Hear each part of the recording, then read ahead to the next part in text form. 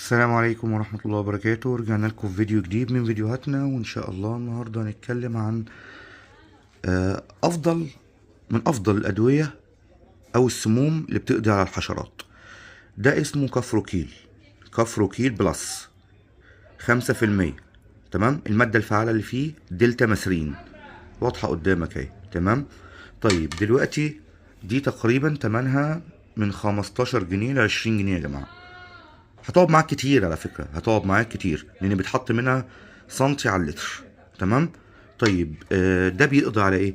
على حشرات الحمام زي القرادة، زي الدبانة، زي السوس، زي الكلام من ده كله. طيب احنا كده في عجالة هنعمل ايه؟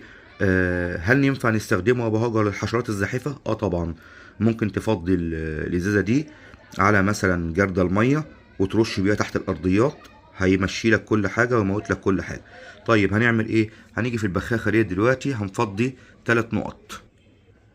ماشي يا جماعة، فتحناها اهي. دي البخاخة دي تقريبا نص لتر اهو. تمام اهو. 3 بس كده. فضينا 3 نقط جوه البخاخة. طبعا المية بتعكر وبتبيض. تمام. دي بقى يا باشا رش بيها، عندك نمل عايز ترش بيها الحمام، تمام كده، الدنيا تمشي معاك كويسة. بس خلي بالك ما تجيبش حاجة على وش الحمام لان ده سم. خد بالك، اي حشرات بتقضي على اي مبيد حشري بيقضي على الحشرات، تعرف ان هو سم. تمام.